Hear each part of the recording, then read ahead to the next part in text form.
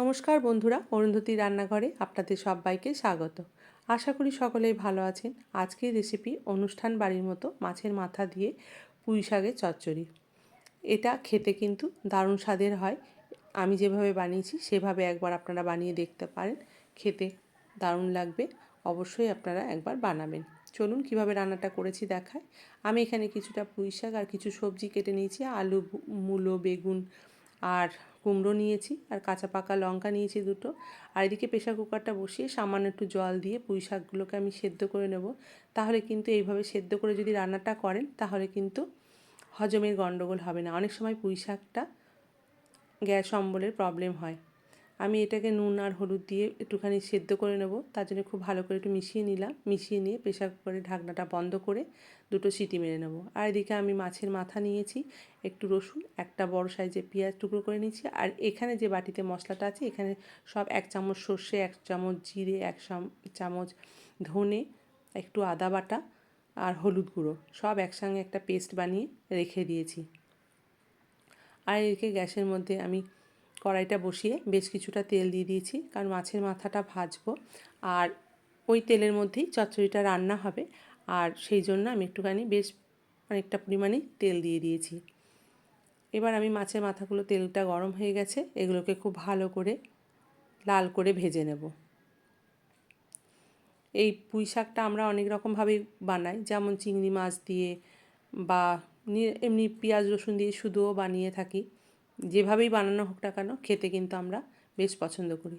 দেখুন, এটা ডাঁটাগুলো আর শাকটা সেদ্ধ করে আমি একটা বাটিতে তুলে রেখেছি। আর এদিকে মাছের মাথাটাও ভাজা হয়ে গেছে।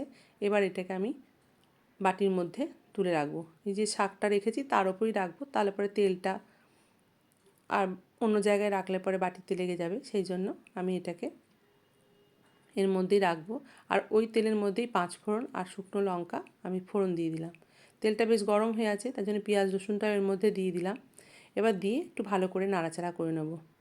খুব বেশি ভাজার দরকার নেই, কারণ এর মধ্যেই আমি সবজিগুলোকে ভাজবো। এই পেঁয়াজ রসুন দিয়ে এই চচ্চড়িটা অনুষ্ঠান বাড়িতে দেয়, আর খেতেও কিন্তু স্বাদটা একটু আমরা যেমন ঘরে রান্না করি তার থেকে একটু আলাদা হয়।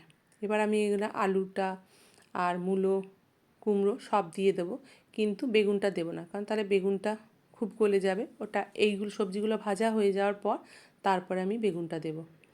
পেঁয়াজটাও এর সাথে কিন্তু খুব সুন্দরভাবে ভাজা হয়ে যাবে। তার জন্য এটাকে আমি বেশ কিছুক্ষণ ধরে আমি দেখুন ভালো করে ভেজে নিলাম। ভেজে নিয়ে এবার কিন্তু আমি বেগুনগুলো দিয়ে দেবো। বেগুনটাকেও একটু ভালো করে নাড়াচাড়া করে নেব। নাড়াচাড়া করে ভেজে নিয়ে তারপরে যে মশলাটা করে রেখেছি সেই মশলাটা আমি দিয়ে দেবো। আর এখানে স্বাদ মতো লবণ দিলাম আর চিনি দিয়ে দিলাম। আর বাকি মশলাগুলো তো ওই বাটির মধ্যে দেওয়া আছে। আর নুনটা সেইভাবেই দিতে হবে, কারণ আগে আমি কিছুটা নুন সেদ্ধ করার সময় ডাঁটাগুলোর মধ্যে যাতে ভালো করে না নুনটা ঢুকে যায়, সেই জন্য স্বাদটা ভালো হবে, সেই জন্য নুনটাকে দুভাগে ভাগ করে এভাবে দিলাম। প্রথমে একটু দিয়েছি, তারপরে এই সবজির মধ্যে দিলাম। আর লঙ্কাটাও দিয়ে দিলাম। দিয়ে এবার এখানে আমি মশলাটা দিয়ে দিলাম। আর স্বাদ মতো চিনিটাও আপনারা দেবেন। একটু মিষ্টি স্বাদের যদি করতে চান তাহলে একটু বেশি মিষ্টি দেবেন, তবে আমি পরিমাণ মতো চিনি দিয়ে দিলাম। এবার এই মশলাটাকে খুব ভালো করে কষিয়ে নিয়ে দেখুন কষানো হয়ে গেছে। এবার যে ডাঁটাটা আর মুড়োটা এর সঙ্গে দিয়ে দিলাম। আমি কিন্তু পুঁই শাকের জলটা ব্যবহার করবো না, জলটা ফেলে দেবো। তাহলেই কিন্তু দেখবেন আপনাদের অনেক সময়তে পুঁই শাকে যে হজমের প্রবলেম হয় সেটা কিন্তু হবে না। আর সেদ্ধটাও খুব ভালোভাবে হবে, মশলাগুলো খুব ভালোভাবে ডাঁটা শাকগুলোর মধ্যে মিশে যাবে। তার জন্য আগে একটু সেদ্ধ করে নিলে পুঁই শাকটা খেতে কিন্তু ভালো হয়। এইভাবে আমি কিন্তু আর জল ব্যবহার করব না, এই হালকা করে গ্যাসের কম আঁচ করে আমি এই রান্নাটা করব। ভেজে নেব। আর এর মধ্যে ঢাকাও আমি দেব না, অল্প আঁচে আস্তে আস্তে ভেজে ভেজে এইভাবেই রান্নাটা করব। দেখুন রান্নাটা মোটামুটি অনেকটাই হয়ে গেছে। আমি এইভাবে একটু মাঝে মাঝে রান্নাটা নেড়ে নেড়ে এইভাবে রান্নাটা করে নিলাম। আর আলু সবজিগুলো কিন্তু সব সেদ্ধ হয়ে গেছে। বেগুনটাও কিন্তু একদম গলে গেছে। বেগুন এমনিতেই নরম সবজি। এবার এটাকে আমি একটা বাটিতে তুলে আপনাদেরকে দেখাচ্ছি রান্নাটা কেমন হয়েছে। খেতেও কিন্তু দুর্দান্ত স্বাদের হয়। আপনারা অবশ্যই একবার এই রান্নাটা করে আমাকে কমেন্ট করে জানাবেন আপনাদের রান্নাটা কেমন লাগলো।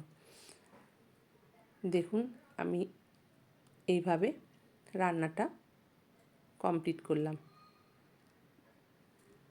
আমার ভিডিওটা যদি আপনাদের ভালো লেগে থাকে তাহলে অবশ্যই একটা লাইক, কমেন্ট, শেয়ার এবং চ্যানেলটিকে সাবস্ক্রাইব করে দেবেন।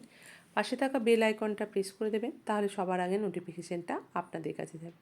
ভালো থাকবেন, সুস্থ থাকবেন, দেখা হবে নতুন একটা রান্নার ভিডিও নিয়ে।